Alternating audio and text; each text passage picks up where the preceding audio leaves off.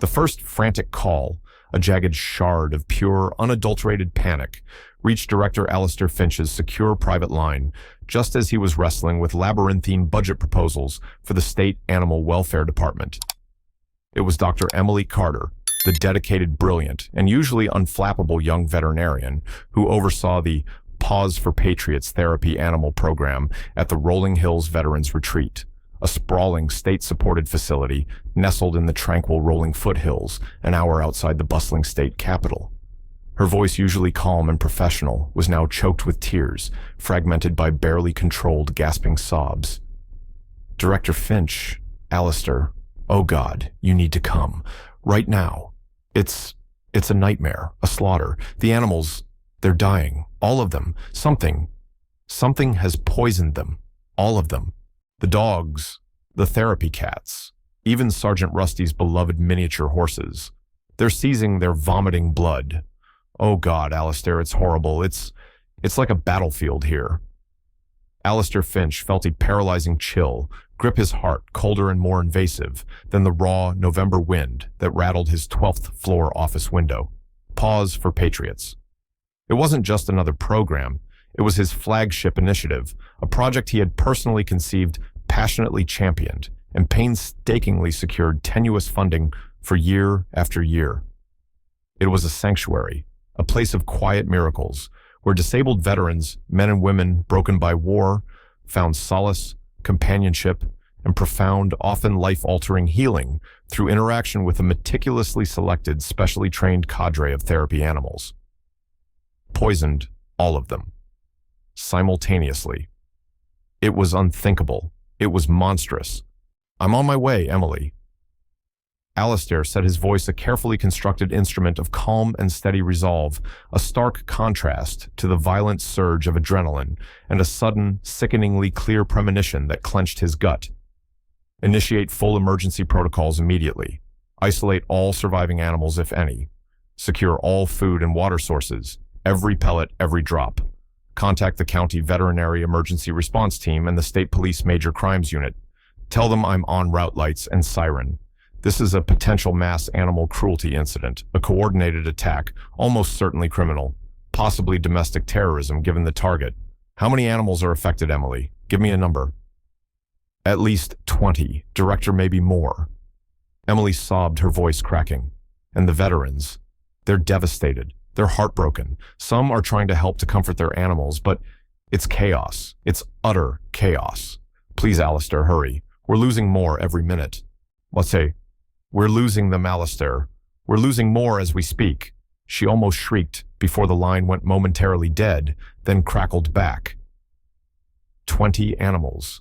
20 gentle, innocent souls. 20 sources of comfort, unconditional love, and profound healing for men and women who had already endured so much, who had sacrificed so much. This wasn't just an accident, a tragically contaminated batch of feed. The sheer scale, the brutal suddenness, the indiscriminate, almost surgical nature of the attack. This reeked of deliberate, calculated, and profoundly sadistic malice. And Alistair Finch had a sickening, visceral suspicion about who might possess that particular uniquely venomous brand of vindictive cruelty. Ms. Karen Parrington, the imperious, pathologically obsessive, and staggeringly wealthy president of the Willow Creek Meadows luxury HOA, whose pristine multi-million-dollar high-security properties abutted the rustic, unassuming, and now violated grounds of the Rolling Hills Veterans Retreat. Parrington had been waging a relentless, increasingly unhinged, and disturbingly personal campaign against the Pause for Patriots program for months, citing a litany of fabricated, often ludicrous complaints about noise, the occasional happy bark, the soft nicker of a horse sanitation, despite impeccable standards, and the detrimental aesthetic impact of the therapy animals on her community's exclusive, high-value character. She had escalated from vitriolic petitions and threatening lawyer-drafted letters to thinly veiled, chilling threats. Had she now, in her escalating madness, her unchecked arrogance stooped to mass, agonizing poisoning, the state animal welfare chief felt a cold, hard, implacable fury begin to build a righteous anger he rarely allowed himself to indulge. This was not just an attack on innocent animals. This was an attack on the very soul of the veteran community he was sworn and honored to serve and protect. This was an act of war against hope itself. Alistair Finch was a man whose life, whose entire being, had been defined by a deep, abiding, almost spiritual respect for the intricate, often fragile, interconnectedness of all living things. A former field wildlife biologist with a doctorate in animal behavior and ethology, and later a hard-won law degree, specializing in environmental protection statutes and animal cruelty legislation, he had been appointed as the state's first director of the newly formed and initially controversial Department of Animal Welfare 5 years prior. He had built the agency from the ground up, transforming it from a disjointed, underfunded patchwork of struggling county shelters and disparate, often ineffective local enforcement units into a cohesive, respected, and increasingly powerful force for animal protection, proactive advocacy, and humane education throughout the state. He was known for his quiet, unwavering determination, his sharp, analytical intellect, his encyclopedic, almost photographic knowledge of animal welfare laws and precedents, and his unshakable, almost fierce commitment to holding abusers, tormentors, and exploiters of animals accountable regardless of their wealth, power, or influence. The Pause for Patriots program at Rolling Hills was particularly intensely close to his heart. It was a unique, innovative, holistic initiative that paired disabled veterans, many suffering from severe, often treatment-resistant post-traumatic stress disorder, PTSD, debilitating traumatic brain injuries, TBIs, profound physical limitations, and the crushing weight of moral injury, with a diverse, carefully selected range of highly trained therapy animals. There were gentle, intuitive dogs trained to provide deep pressure therapy to interrupt anxiety attacks and night terrors to retrieve medication. There were affectionate, placid cats that offered quiet, non-judgmental companionship in the veterans' small private cottages. There was even a small, cherished herd of miniature horses whose remarkable, almost preternatural intuitive sensitivity and gentle natures had proven astonishingly effective in equine-assisted therapy sessions, breaking through layers of trauma that human therapists sometimes couldn't reach. Alistair had personally overseen every aspect of the program's design and implementation, from the architectural plans for the animal enclosures to the rigorous selection and training protocols for both the animals and their human handlers, ensuring the absolute highest standards of animal care, ethical treatment, handler training, and therapeutic integration. He knew many of the veterans and their beloved animal companions by name. He knew their harrowing stories of war, of loss, of survival. He knew with a certainty that resonated in his very bones how much these animals meant to them, how vital they were to their fragile, hard-won peace. Sergeant Major Frank "Rusty" Houlihan, a gruff, bear-like, heavily tattooed Marine Corps veteran who had lost both legs and the use of one arm in a catastrophic IED explosion in Fallujah, was one such story, a walking, or rather rolling, testament to the program's power. Rusty, once consumed by violent rages, deep depression, and a self-imposed bitter isolation that had pushed away his family and friends, had found an unexpected, life-saving lifeline in a mischievous, intelligent, but incredibly devoted miniature horse named Patton. Patton, with his uncanny, almost telepathic ability to sense Rusty's moods, his triggers, his rising anger or despair, would nuzzle his hand, rest his soft head patiently on Rusty's lap in his wheelchair, a silent, steady, grounding presence that had slowly, painstakingly, miraculously drawn the old broken warrior out of his self-imposed prison of pain and rage. Rusty often said, his voice thick with emotion, that Patton had saved his life, had given him a reason to live when all hope seemed lost. He'd shared with Alistair once, a tear tracing a path through the grime on his cheek after a particularly muddy session with Patton. "That little horse, he sees right through all my crap, Doc. He knows. He's the only one who ain't scared of what's inside me." The thought of Patton, of all those innocent, trusting, healing animals suffering, dying because of human cruelty, it was an unbearable, visceral violation. Karen Parrington, the imperious, fabulously wealthy, and universally detested president of the Willow Creek Meadows HOA, was the living, breathing antithesis of everything Alistair Finch and the Pause for Patriots program stood for. A woman whose inherited fortune was matched only by her staggering sense of entitlement, her profound, almost pathological lack of empathy, and her obsessive, controlling nature. Parrington viewed the world and everyone in it through the narrow, distorted, gold-plated lens of property values, social status, and absolute aesthetic perfection. The Rolling Hills Veterans Retreat, with its rustic, unpretentious, functional buildings, its sprawling naturalistic grounds, and its occasional, unavoidable, but entirely normal animal sounds and smells, was in her meticulously curated, obsessively controlled eyes, an intolerable offensive blight on the otherwise pristine, unnaturally silent, and aggressively exclusive landscape of her multi-million-dollar enclave. Her complaints against the retreat, and specifically against the Pause for Patriots program, had been voluminous, relentless, and increasingly vitriolic, always couched in superficially reasonable, legally vetted terms. Noise abatement concerns, potential sanitation hazards, maintaining local ecological balance, protecting sensitive wildlife habitats. But her underlying seething prejudice against both the animals and the disabled, often traumatized veterans they served was crystal clear to anyone with a discerning eye and a shred of compassion. The inciting incident that had formally irrevocably brought Karen Parrington's animosity, her obsessive vendetta to Alistair's official attention, had occurred approximately 6 months prior. Parrington, citing an obscure, deliberately misinterpreted, and likely entirely inapplicable county zoning ordinance from the 1950s regarding the keeping of livestock within designated residential proximity zones, had filed a formal multi-page lawyer-drafted petition with the County Planning Commission and a parallel, equally voluminous complaint with Alistair's office, demanding the immediate, non-negotiable removal of Patton and the other miniature horses from the Pause for Patriots program. She claimed with breathtaking audacity that their very presence constituted an agricultural nuisance, that their pervasive, offensive odors were unbearable, and that their small, well-maintained paddocks were unsightly detrimental to the high-end character and property values of Willow Creek Meadows and a potential vector for disease. Alistair's office, as required by law, had thoroughly, meticulously investigated. The miniature horses they found were impeccably cared for their health and living conditions, exceeding all state and national standards. Their small, specially designed and scrupulously clean barn and paddocks were located well within the retreat's own extensive multi-acre property lines, hundreds of yards from any Willow Creek Meadows residences, buffered by a thick stand of mature trees. There were no sanitation issues whatsoever, no offensive odors beyond the faint, pleasant, earthy scent of clean hay and healthy animals.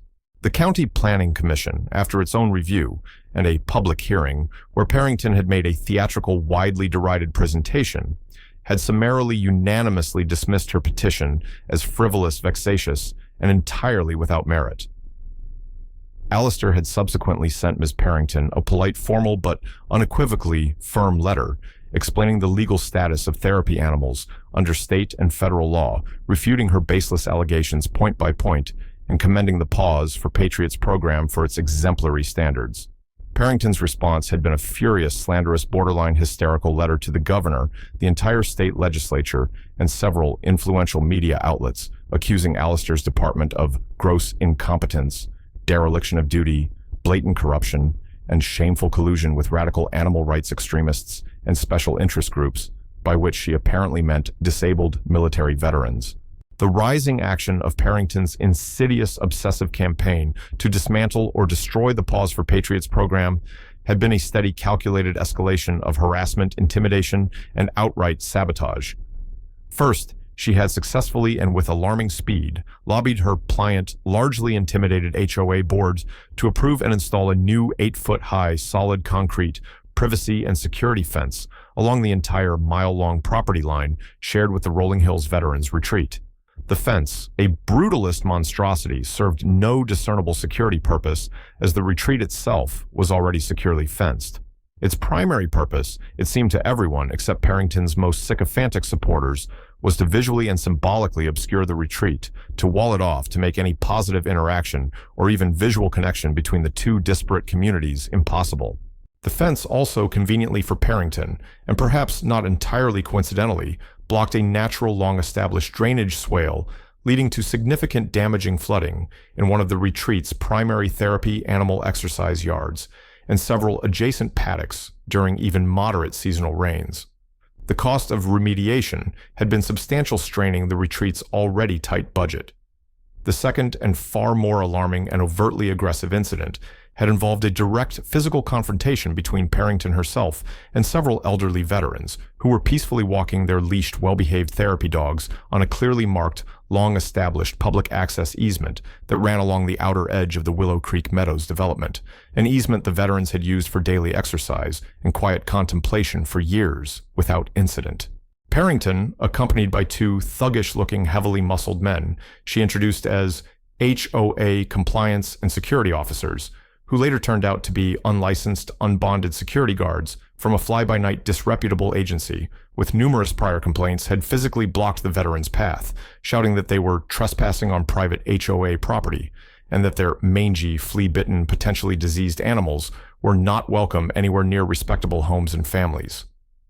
She had threatened to call the sheriff and have them all arrested for trespassing, animal nuisance, and disturbing the peace if they didn't turn back immediately.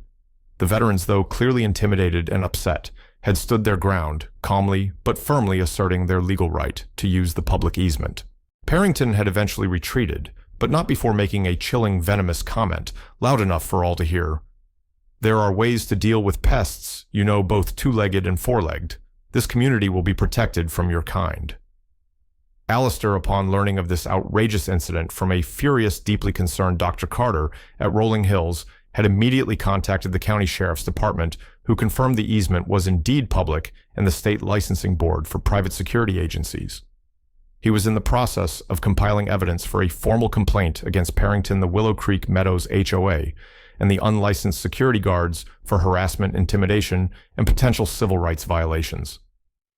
He had also begun to seriously, chillingly suspect that Parrington's motives might extend far beyond mere snobbery NIMBYism or even a pathological obsession with aesthetic control. This felt different. This felt predatory. A former recently fired and deeply disgruntled maintenance employee at the retreat, a man named Henderson, had also briefly become a person of interest. Henderson had access to animal feeding schedules and storage areas and had made vague threats after his termination for repeated negligence. Alistair had flagged him for the sheriff's department to investigate as a possible, albeit less likely, perpetrator, a potential red herring to distract from Parrington, or perhaps even a coerced accomplice. The midpoint twist, the shocking discovery that illuminated a clear, undeniable, and deeply corrupt financial incentive behind Parrington's escalating obsessive vendetta, came from an unexpected and remarkably courageous source, a man named Arthur Davies. Davies, a decorated combat veteran himself, now a semi-retired civil engineer, had recently, and with a heavy heart, resigned from his lucrative position as a senior project manager for the Primary Development Corporation behind the Willow Creek Meadows enclave and several other high-end luxury projects in the region. Davies, burdened by a crisis of conscience and a deep sense of loyalty to his fellow veterans, contacted Alistair's office anonymously. At first, then gaining courage, agreed to meet in person, providing a trove of damning internal documents, emails, and confidential development plans. These documents irrefutably suggested that Karen Parrington, who was also a significant undisclosed silent partner in several of the developer's other luxury real estate ventures, had a massive direct and very personal vested financial interest in acquiring the extensive, largely undeveloped land currently occupied by the Rolling Hills Veterans Retreat. The retreat's sprawling, strategically located acreage with its prime foothill views, valuable water rights, and proximity to existing high-end infrastructure was slated in Parrington's and the developer's secret multi-phase master plans to become the site of an ultra-exclusive, members-only, equestrian spa, polo club, and wellness resort. The Pause for Patriots program, the rustic facility, and most inconveniently, the disabled veterans it served, were a direct, immovable obstacle to that multi-million-dollar, potentially billion-dollar ambition. Parrington's relentless, vicious campaign of harassment wasn't just about aesthetics or prejudice, or even her obsessive need for control. It was at its rotten core about cold, hard, ruthless greed. A systematic, calculated, and increasingly desperate attempt to drive out the veterans, devalue their land, and seize it for her own immense profit. Davies, his voice thick with shame and anger, confessed he'd seen Parrington personally mock Sergeant Rusty Houlihan at a community event months prior, calling his reliance on Patton pathetic and an embarrassment to real soldiers. "She's pure poison, Director." Davies had concluded, his hands trembling. "She'll stop at nothing to get what she wants." A potential and deliberately sown red herring had briefly surfaced when several of the therapy dogs at Paws for Patriots had experienced a minor, quickly resolved bout of gastrointestinal upset a few weeks prior. Initial concerns fanned by anonymous online posts and worried calls from a few ill-informed local residents had focused on a potentially contaminated batch of donated dog food. Karen Parrington had immediately and very publicly seized upon this, writing inflammatory letters to the local media demanding an immediate state investigation and blaming the retreat for grossly negligent animal care practices and recklessly endangering public health through poor sanitation. Extensive rapid testing by Alistair's department, however, had quickly conclusively cleared the food and all other environmental factors, pointing instead to a common, mild, and self-limiting canine coronavirus that had briefly passed through the therapy dog group, as often happens in communal animal settings. But the incident, though minor and swiftly resolved, had served Parrington's malicious purpose, further fueling her carefully constructed public narrative that the Paws for Patriots therapy animal program was a problem, a nuisance, a danger that needed to be eliminated.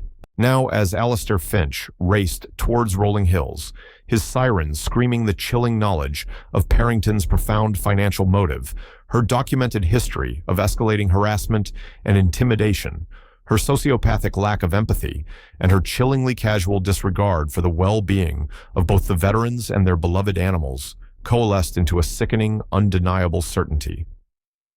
This mass poisoning, this horrific act of indiscriminate cruelty, was not just an act of random, senseless violence.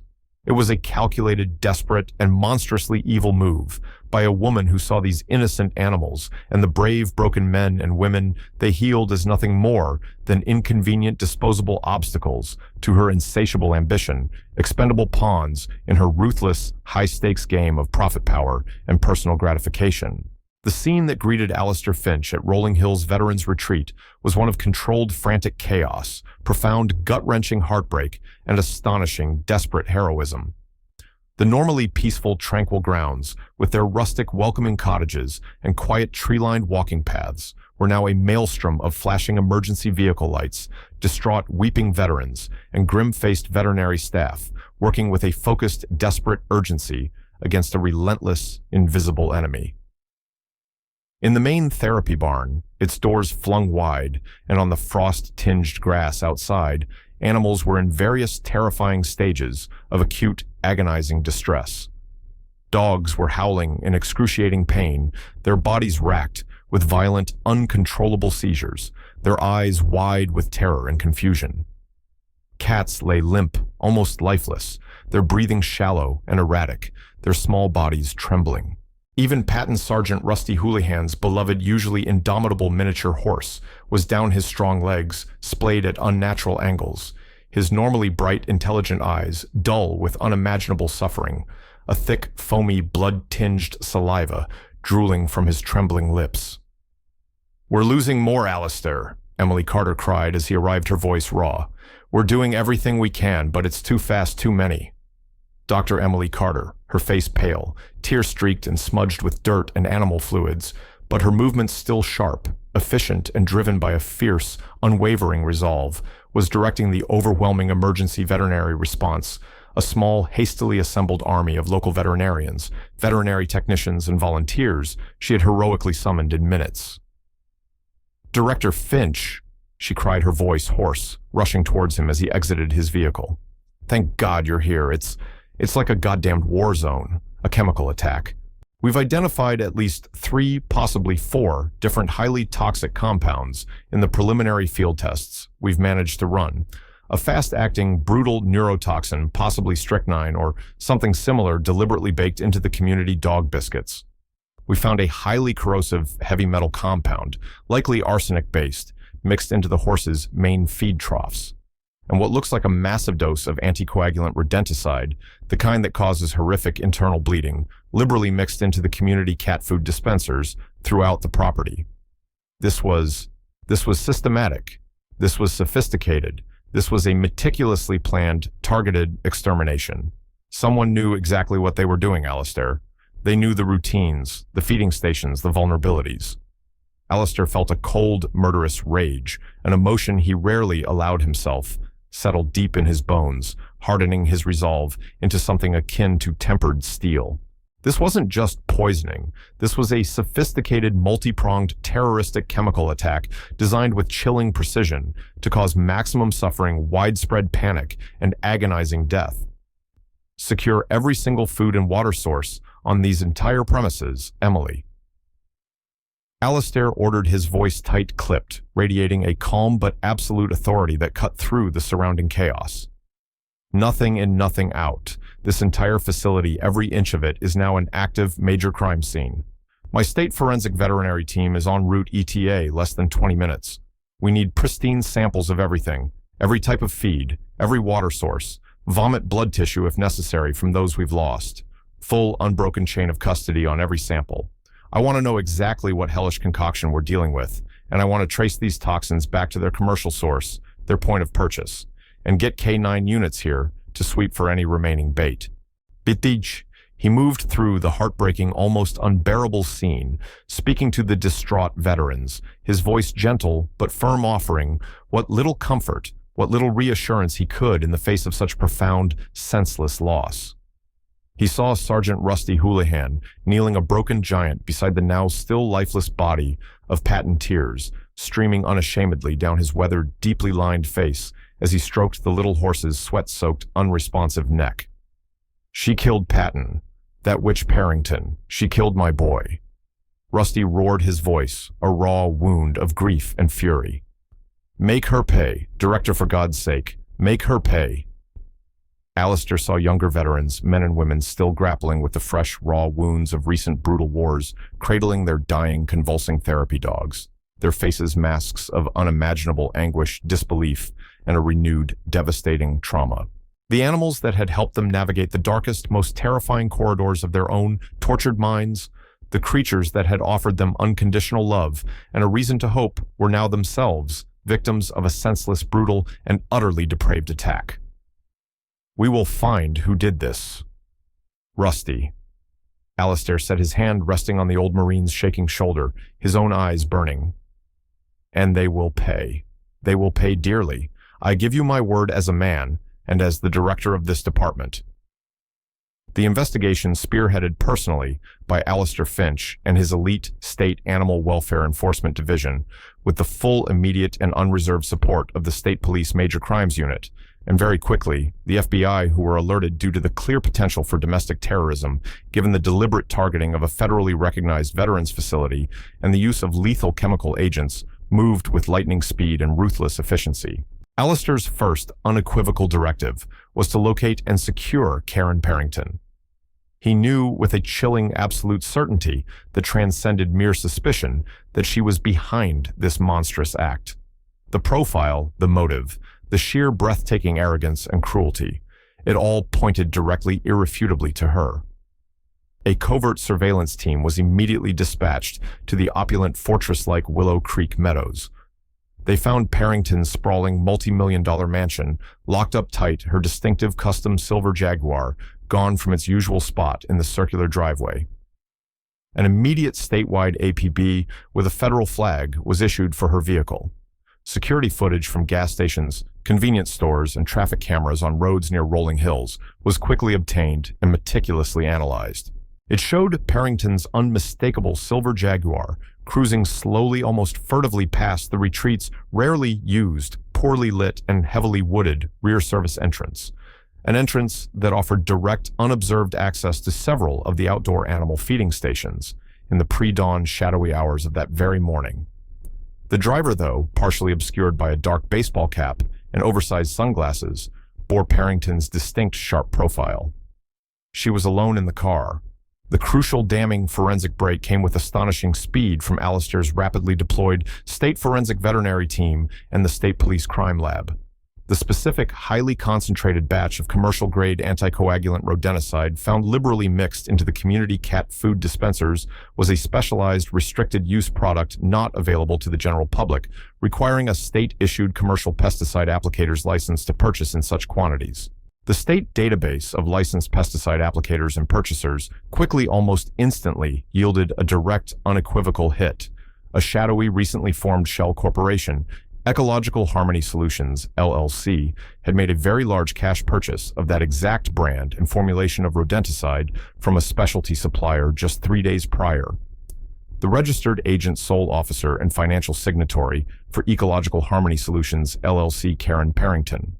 Furthermore, highly skilled investigators executing a quickly obtained federal no-knock warrant on Parrington's meticulously organized opulent home office found detailed handwritten notes on the specific feeding schedules, routines, and even the individual dietary preferences of many of the paws for Patriots animals.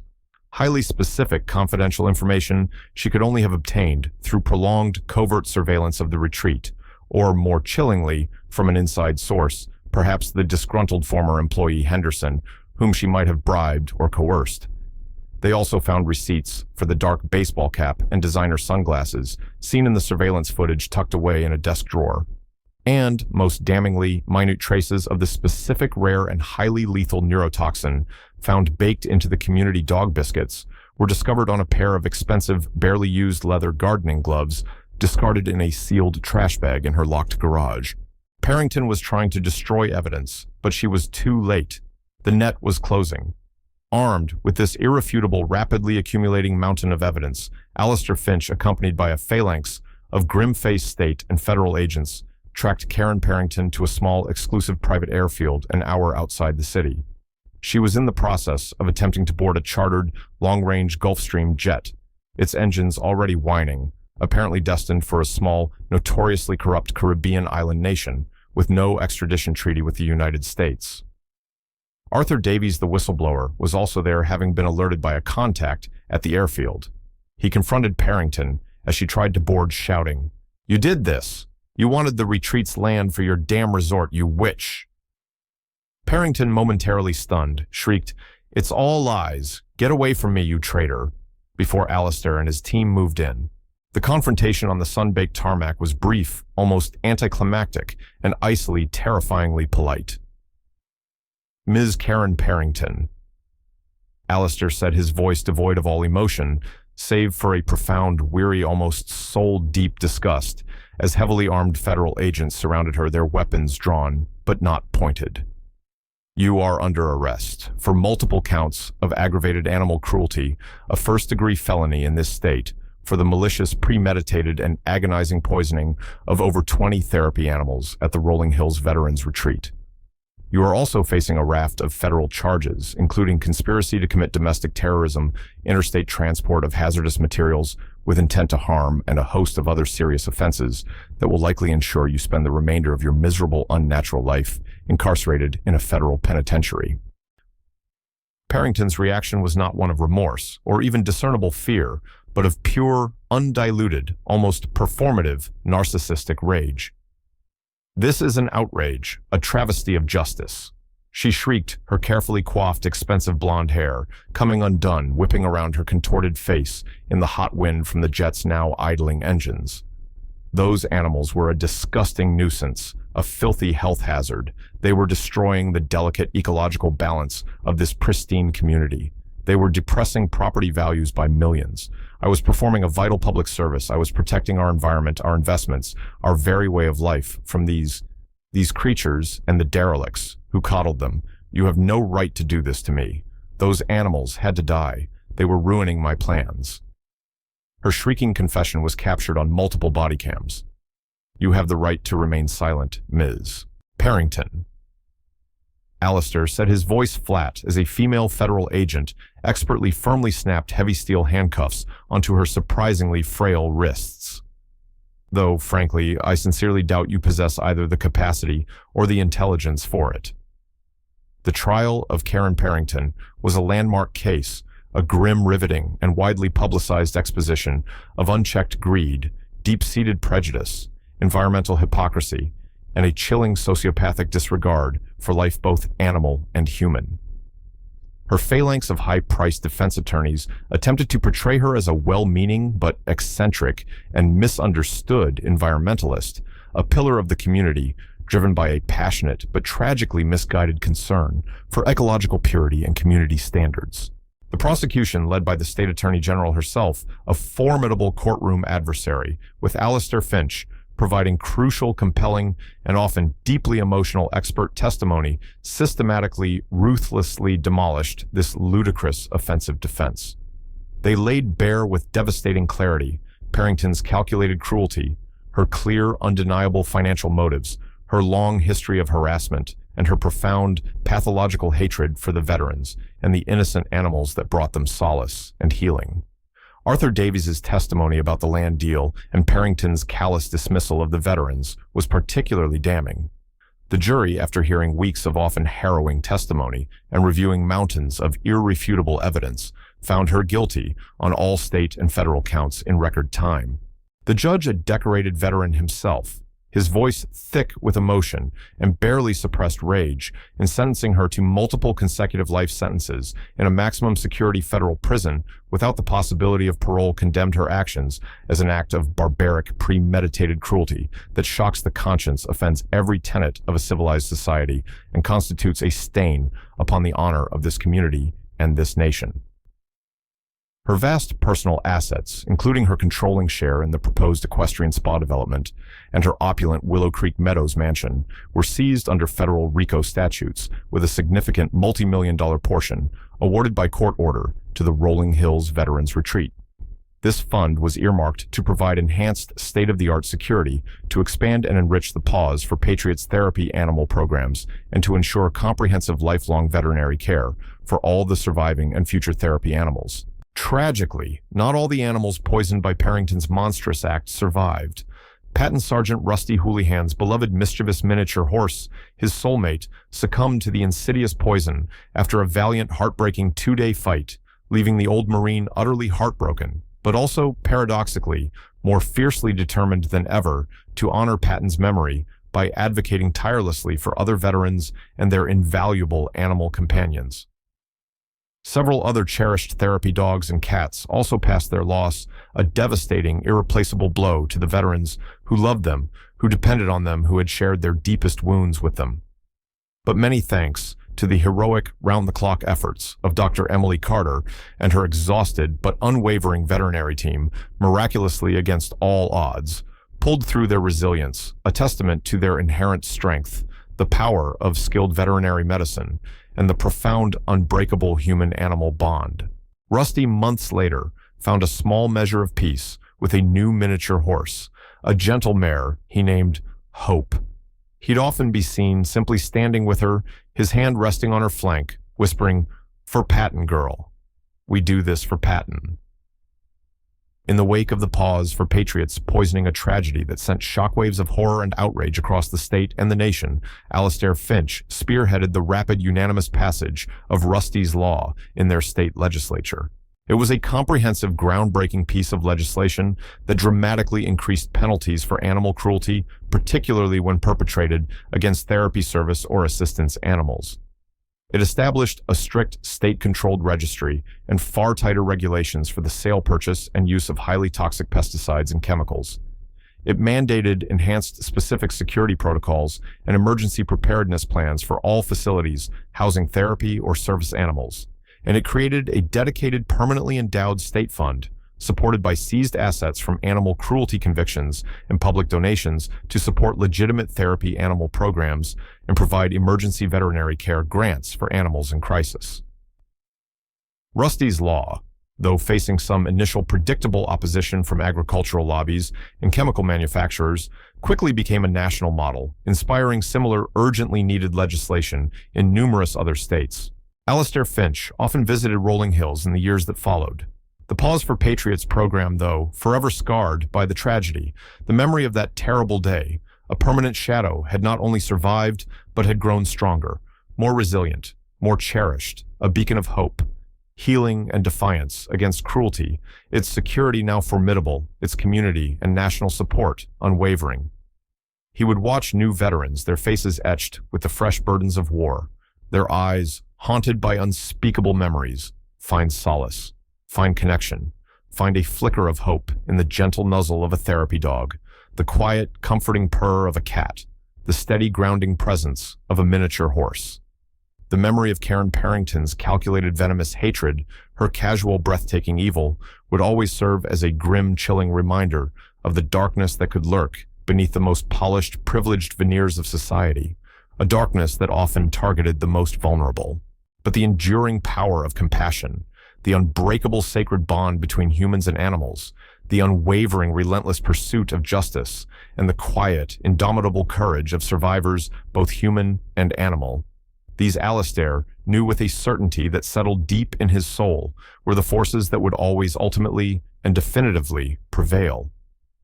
The silent, innocent victims of that terrible, horrific day had found their voice, their legacy, in the laws that now protected others, their suffering not in vain, their memory, a testament to the enduring fundamental truth that all life is precious and that cruelty in any form against any creature would never ever be allowed to have the final triumphant word. He sometimes thought of an old dog he'd lost as a boy, a victim of a different kind of senselessness, and it renewed his vow to keep fighting. The battle was endless, but so was hope.